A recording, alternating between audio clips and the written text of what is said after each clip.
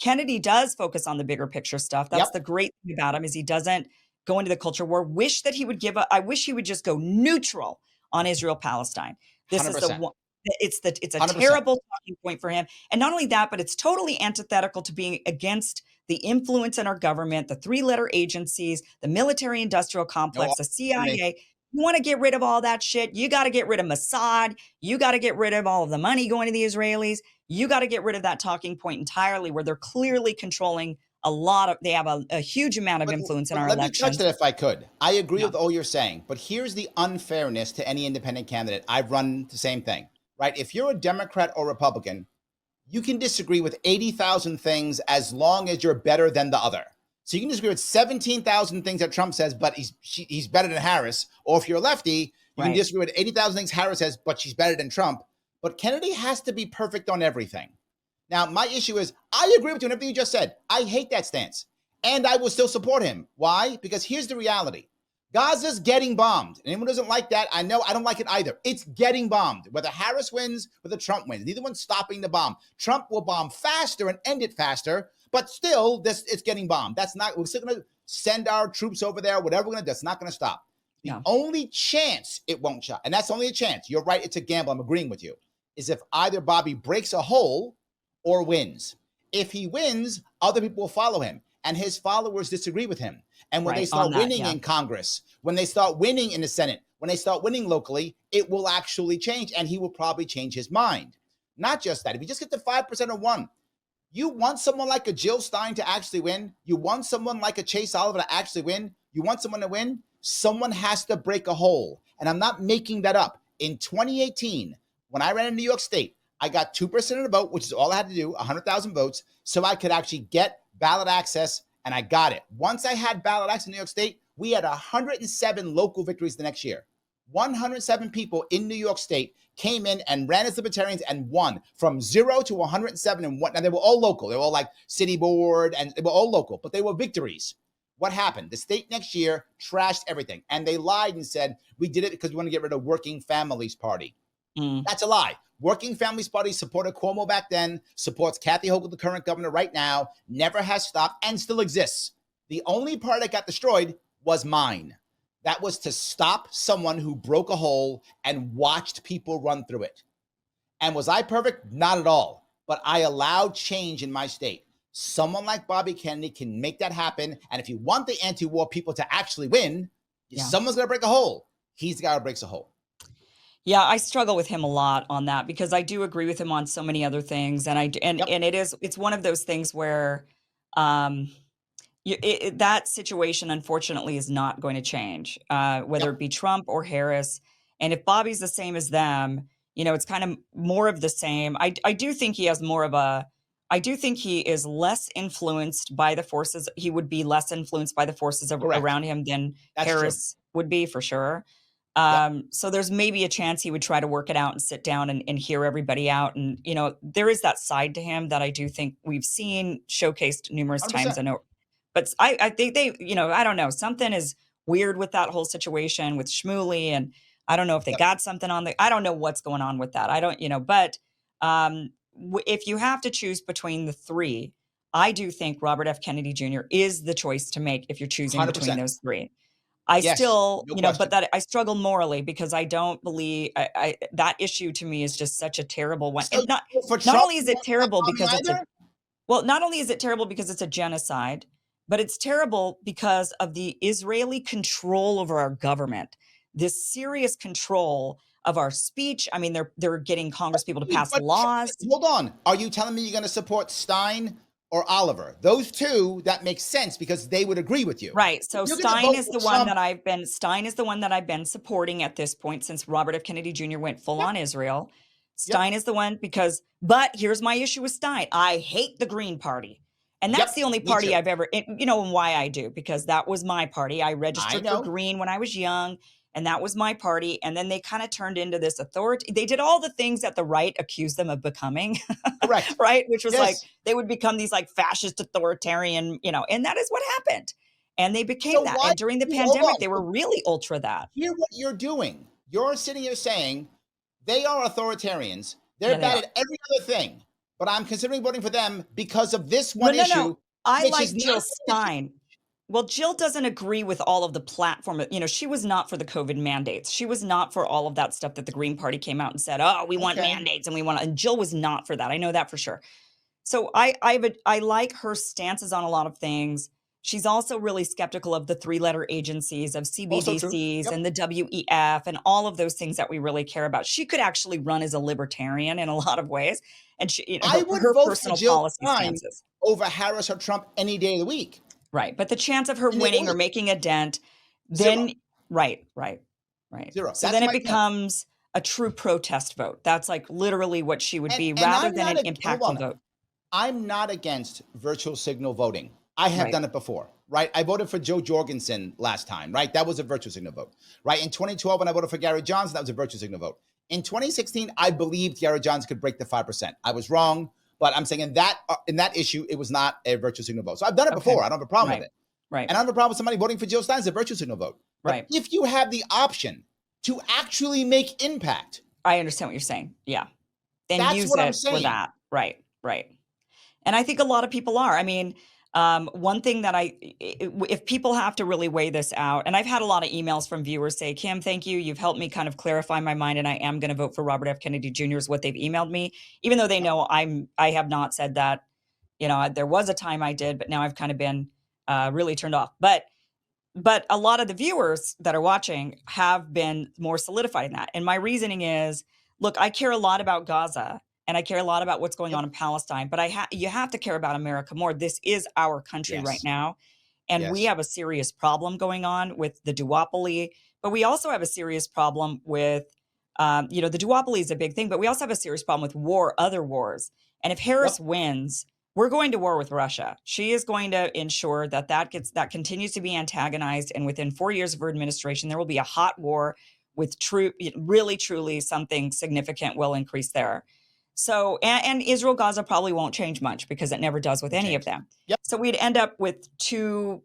You know, there would certainly be a hot war with Russia. Trump, it's unclear what would go on there. The odds are we're not going to war with Russia if Trump is. I agree. The Odds, odds are right? lower. Yeah, there. Odds. Yeah, I mean, it's so he's possible, but better. the odds are lower. Yeah, and really what people don't understand is the president really, that's all they control. All they really have control over in this country, because Congress is really supposed to be doing all these other things and they don't. But the president really is for the board, I guess, you know, they control whether or not people come in. There's a border issue there, but they're in charge of the military industrial complex. They're in charge of the military and foreign policy. And that's really what the executive office does, because they've really ripped a lot of the power away from the executive office. It used to be they'd have to balance the budget until I think it was like the 70s or something, when Congress said, no, never, you know, they got in a fight with Nixon and they kind of took that power away from the executive. So then it kind of and that's when all the government shutdown started, because Congress started taking over the budget. So there was, I think, more power with the executive at one point. And that's why then presidents turned Hold to on. executive orders I and want to touch a signing piece here, executive order. Yeah. and where I think your head is in a space that many other people's heads in the same. And I call this the at least mindset, which is, well, at least it's not this, at least it's not that. But let's assume Trump wins and he holds off war with Russia for 4 years. Well, 4 years from now, we're going to have whatever President AOC or whoever is the next lefty that's going to show up, right? Ro Right. Khanna, whatever the Right. lefty that show up. We're going to war then. So all you're doing is delaying war for 4 years. And Well, let's that's say all that you would do anywhere. I mean, so how no, would Kennedy fix that? because if Kennedy actually wins, or even just the 5% thing I said, but say he wins, if he wins, the world changes overnight. If he actually the 5% or wins the state, you're going to see a grassroots independent party people run, raise money. No one's raised money as third party candidate like Bobby Kennedy Jr. He's raised tens of millions of dollars. It's unheard of. Yeah. When Gary Johnson at his top, he raised 13 million. That was the best since 2016. He's raised tons. When that big has happened, now you start getting people in Congress who are third party. You get assemblies. You're seeing it happen right now in New Hampshire, by the way. New Hampshire is starting to have more independent assembly.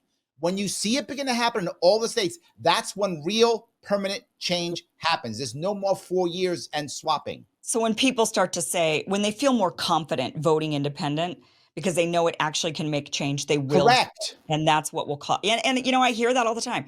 I was just in Idaho. talking to a lot of people, and they were sitting there saying, "Well, I would vote for Kennedy, but I don't know because I don't want Harris to win, even though Idaho's, Yes. whichever." But there were, there's that feeling of I don't want to throw my vote away, and that's what. Let me touch that if I could. I live in New York City, Yeah, right? You live in California now, is that right? yeah, California? well, yeah, I'm in Yeah. LA. Yeah, So our vote is wasted if we vote for Harris or for Trump. Harris is going to win our states no right, matter what. right, That's going to happen. So right. why wouldn't I tack on to the 5% and make some impact? I will go to Idaho, say the same thing. Idaho, Trump is going to win Idaho. There's no way Harris wins Idaho. So why would you waste your vote and vote for Trump or Harris? It's at that point, that's a virtue signal vote.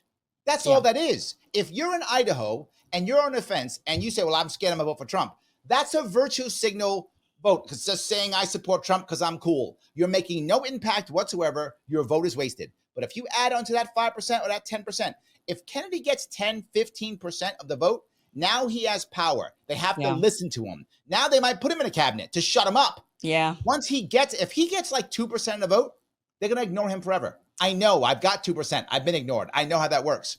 You get 10%, 15%, they have to keep talking to you. The press gets back in your face again. Now he says, I want to be whatever, secretary of X, Y, and Z. They say, well, that shut you up. You can be it. He now has leverage. So your vote matters if you live in a swing state. I get why you're scared. I still think you should vote Kennedy. But I get it. I understand that. But if you live in New York or Idaho, why the hell would you vote for one of them too? It's a yeah, done deal. New York is 3-1 Democrat to Republican. right. No Republican has won a statewide election in New York State in 22 years. Nothing. Not governor, attorney general, senator, nothing in 22 years.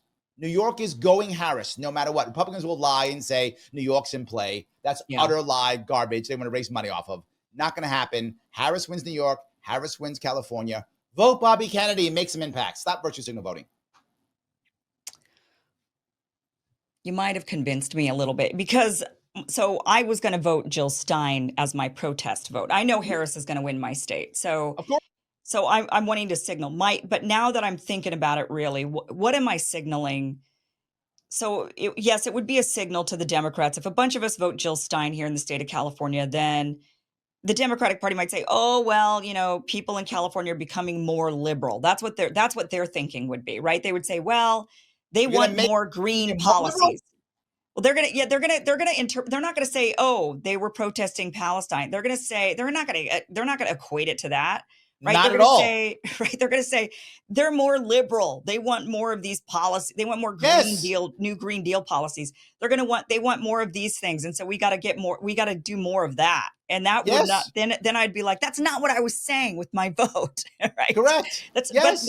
but if I vote for Kennedy, that's not what I'm saying either. Obviously, when it comes to Palestine, but at least they would see that I was saying something about the anti-establishment. They're not going to No. interpret it. Hold on. They won't care about that. What they will care about is residual. And what I mean by that, if he breaks 10%, if California, if he breaks 10% in California, that's millions of votes there. What do you guys do? 20 million votes every time? Whatever your number is, huge Yeah. chunk over there, right? So Right. that's like 2 million votes or something, right? That kind of leverage means people will have to pay attention to what he says. But more importantly, people in California will run locally as independents. That will scare them. Yeah. That's the point, because then they're going to start losing California state Senate seats. They're going to start using California assembly seats here or there. And when it gets close, right now in my state, I'm assuming it's the same in yours, the Democrats right now have a veto-proof supermajority, Democrats in my state. Mm-hmm. They lose that supermajority because independents pop in, they'll start paying attention. Yeah.